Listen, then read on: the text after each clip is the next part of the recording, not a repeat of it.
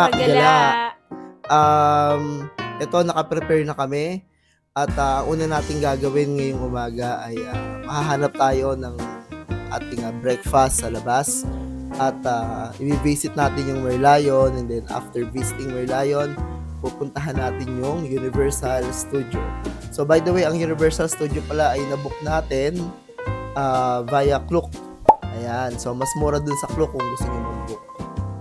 Yung today's itinerary, wala tayong na-book na bus or any tawag dito, ride-hailing app. So, i-figure out pa muna namin mamaya kung paano kami makakarating dun. Pero, from, yung Google Maps, 8 minutes lang from here to Merlion. Tama ba? Mula sa hotel, ang hotel nga pala namin ulit ay kami ay nasa Oxford Hotel.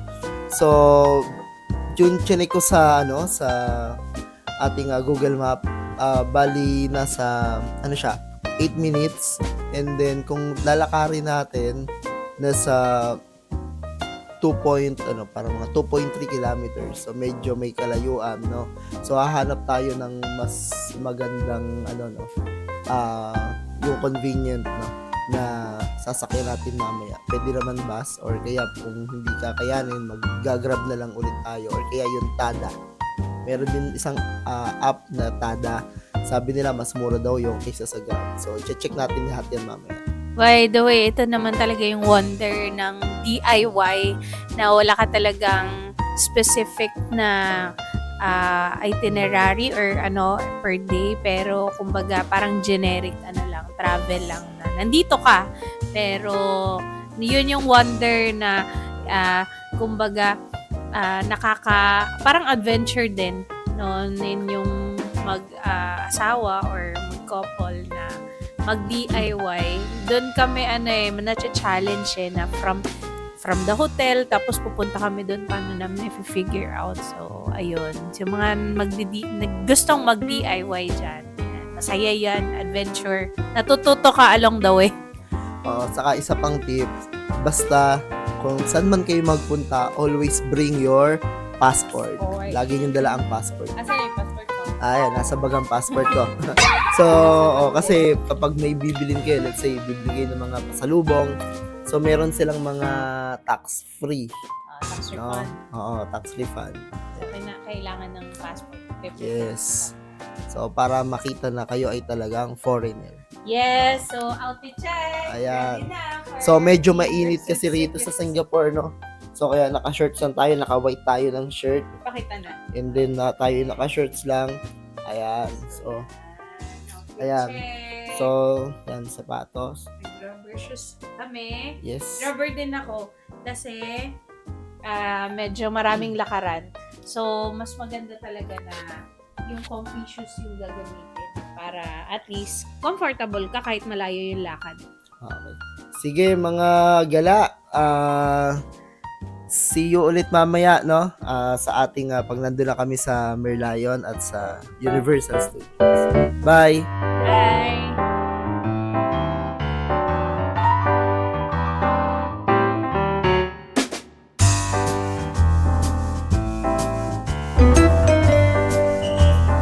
So, dito tayo. Wow, may bird pa. So, ito yung mga menu nila. HK steamed fish meat, 2 to 3 packs. meat dish, 35. Yangsu fried $35 rice. Singaporean dollars. So, mga magkano yun? 35 35 times, 45. 45. Yes. Naku, nauna na yung nakita natin yung mga birds. Marami palang birds dito. Wow, may bird pa. Sana binidyo mo. Ayan, naku. Naunahan ng bird yung lalaki. Huwag kayong mag-iiwan ng pagkain.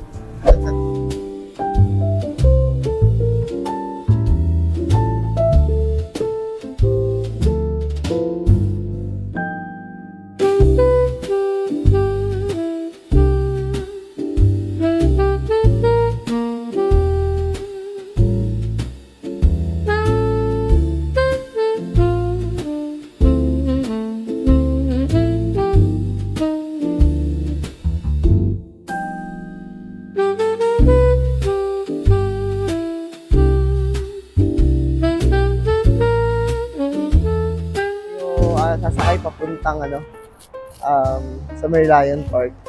So yung sasakyan natin dyan is yung may number na 131 saka yung 167.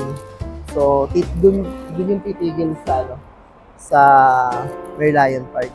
So nandito tayo ngayon sa harap ng Income Center. Ayan, saka sa may SMU, sa may Singapore Management University. Yan, dito lang yan. So ito tayo. Check natin, 175. Dito, diyan. Hintayin natin yung 131 saka 167. Dun tayo.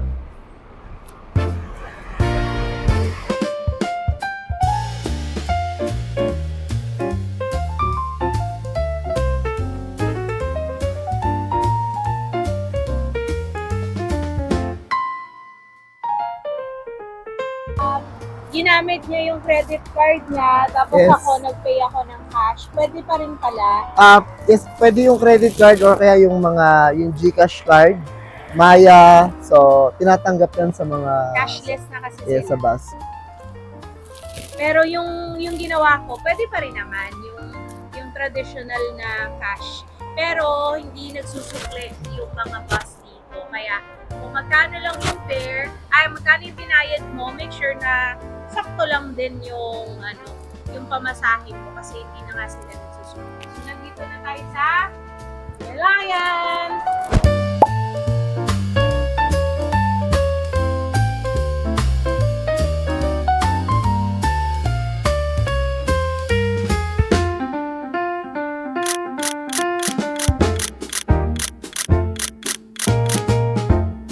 Ngayon, tapos na tayo sa Merlion, papunta na tayo ng Universal Studios. May pwedeng sumakay ng monorail. Monorail yan So, $4 per pax. Pero mas pinili namin maglakad kasi kumain kami ng madami. At para makapag-exercise kami. So, mamaya kami sasakay doon. Pabalik na lang. No? Para ma-experience din natin. Ayan. So, ito yung famous Universal Studios Globe. Ito yung kanilang, yung picture na yan. No? So, kakatapos lang namin dyan kanina. At bago ka syempre makasingit dyan, para makakuha ng magandang anggulo, maghihintay ka. Ayan. Ngayon, papasok na kami ngayon dito sa mismo Universal Studios. Ulitin ko, nabook ko ang ticket namin ito sa Klook. Ayan. So magkano? Baka may mga nagtatanong magkano yung booking natin dito sa Klook. Actually nasa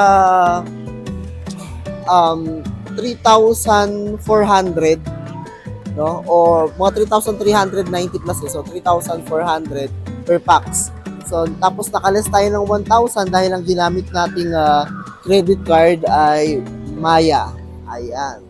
So, magtatanong, pwede bang kung meron bang discount yung hindi Maya card? Wala po. So, nakalagay naman dun sa instructions ng Klook, Maya credit card only. Ayan. Sige po, papasok na po tayo.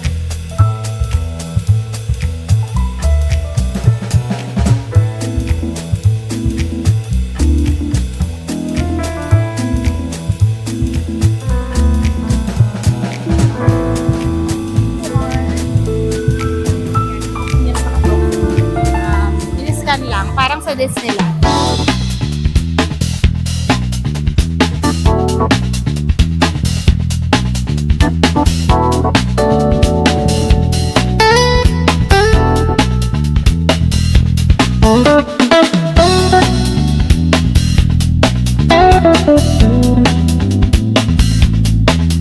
So, tipid tips kapag magta-travel ka, Yes. magdala ka ng tumbler. So, saka yung mga water fountain nila nakalagay sa malapit sa CR. Sa entrance ng ng mga comfort room, nandun ang mga water fountain dito sa Yes. Universal Studios.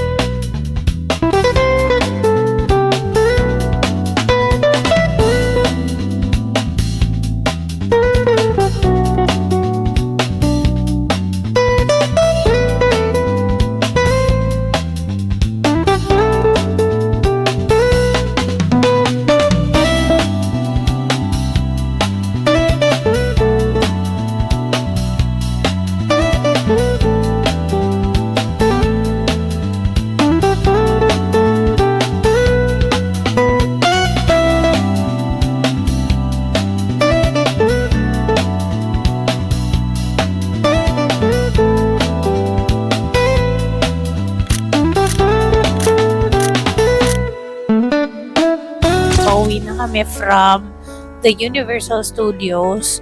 So, sumakay lang kami dito sa monorail. So, pag galing ka pala ng Universal Studios, pag pupunta ka na pagbabalik ka na ng Vivo City, wala na palang bayad yun. Only for the entry lang. Yung papunta lang ng Universal Studios, dun ka lang magbabayad. Pero pagbabalik, wala nang bayad.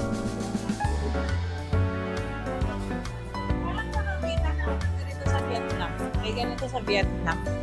Diba? Sa front ng hotel natin sa Vietnam.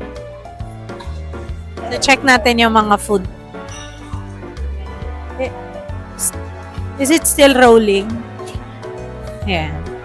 So, eto, syempre mga Asian food yung ina-offer nila. Pero alam nyo kanina, talagang nasarapan kami dun sa food na binili namin, no? Honey, no? Babalik kami doon. Kakain ulit kami doon. Kasi ang sarap talaga niya. No? Pero ngayon, dito muna tayo. Parang the same lang yung saute, string beans. Sarap. Okay, sige. Bibili muna kami. Okay.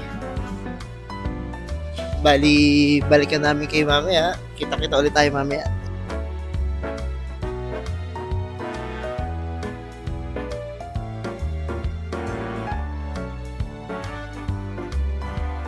Hello mga kagala, good evening sa inyong lahat. Evening. Na-late kami ng gising dalawa dahil napagod kami sa Universal Studios. Nakakapata yung yung sobrang init. Sobrang init, daming rides na pinuntahan namin. Tapos yung tawag ito, yung weather, sobrang Time check, it's sobrang init. 9:30 na. Hindi pa kami nagdi-dinner. Yan, Nagising lang namin. Tapos naghanap kami ng makakainan. Yung kinainan namin kaninang umaga, close na. Sayang. So ngayon, naghanap kami dito, bandang, dito to sa may Bugis. Bugis Mall. Sa gilid lang siya. So, kasi sarado na rin yung mga stall sa loob ng mall. Pasara na rin yung mall. Yes. So, nakahanap kami dito para siyang hindi ko alam kung anong klase. Ang pangalan ng resto na to is Laway Dao Siya Guobao. Ayan. Ayun yung pangalan ng Yes. So, hindi namin kilala yung mga pagkain dito. Syempre, actually, ito lang, fun fact sa aming dalawa. Kapag kapag kami ay nag-travel, hinahanap pa rin namin talaga yung mga Filipino food. Hindi kami fan ng mga pagkain na mga foreign food kung nasang bansa kami. Pero tinitikman naman namin. Pero hindi talaga yung yun yung talagang o-orderin namin. Preferred namin talaga yung pasok sa panlasa namin. Yes, talagang Pilipino kami dalawa. So, ayun, we're waiting for our order. So, nag-order kami ng hotdog. Ayan na. Then, ayan. So, nag-order din kami nito. What's this? Ano ba to? String beans. Beans. String beans. And then, yung rice nila dito, Pakali. refillable yung rice nila. That is $1, $1 Singaporean dollar. That's $45, 45 pesos. Pero refillable naman. Itong meal na to, So, ito, hotdog. Naka $36.10.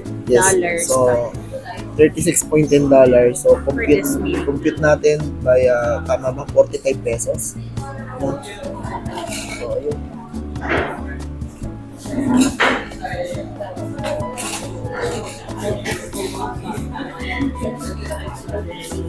Ayan. So, iniintay pa namin yung iba naming order. So, nag-order kami. Parang may na-order kami pansit. Parang masarap yung pansit na nakita namin kanina. Kinakain nung katabi namin na Tinanong na lang namin si ate kung ano yung kinakain. Singaporean na babae.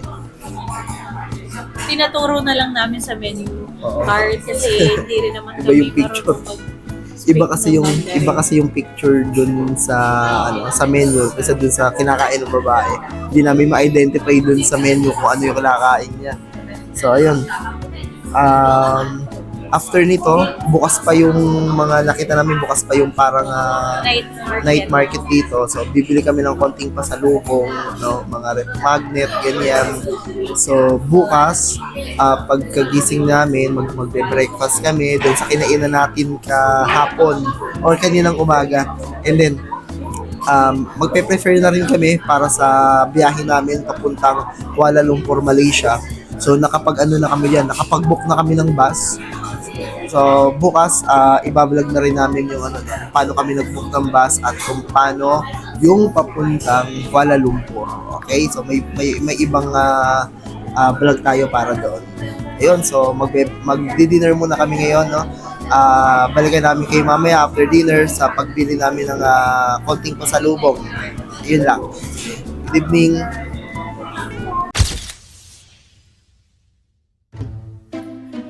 Hello mga kagala. Hello, mga good morning. Kalaga. Talaga. Hello. Good morning mga...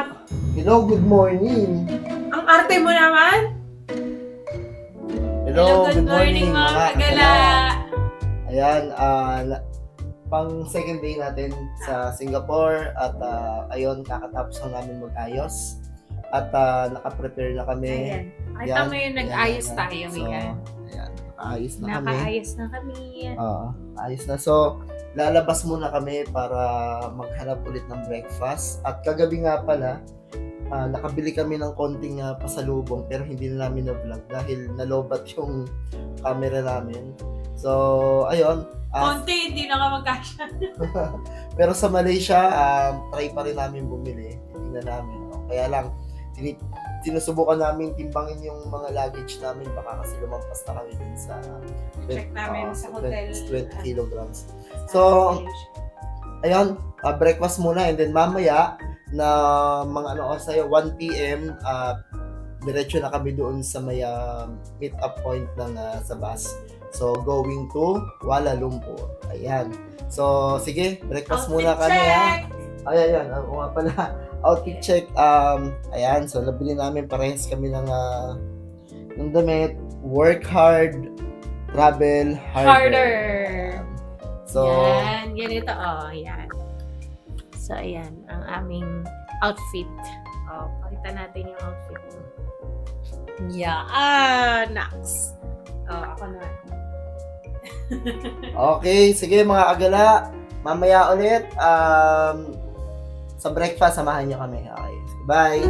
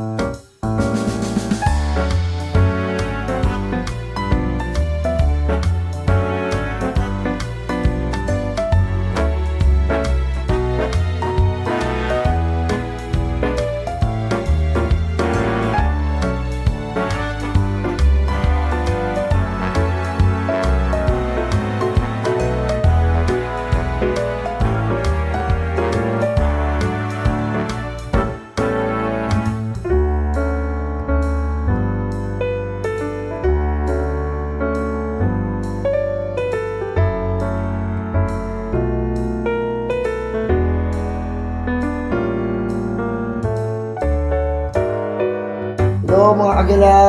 So, ayan, nakapag-prepare na kami. Palabas na kami ng hotel. Ito na yung aming mga luggage. Ano na kami, pa-out na kami pa-check out na kami sa Oxford Hotel sa Singapore. So, ayun, meron kaming second vlog for the next country that we're gonna visit, which is Malaysia. So, alas 12 kasi yung call time natin doon sa bus station sa Malaysia. Dito pala sa bus station dito sa Singapore going to Malaysia. Bali, talakarin pa kasi namin mga 300 meters away. So, kaya medyo maaga kami nag-prepare. No? At maaga kami mag-check out dito sa hotel. So, yun. Oo nga pala, may separate vlog nga pala kami sa Malaysia at unang-una natin na pag-uusapan yung Malaysia na arrival card. So, ingat-ingat tayo dahil napakarami nga mga fraudulent and scam website. So, mga nanghihingi sila ng bayad. So, always remember, walang bayad yung mga yan. No? Sige, mga agala. See you later.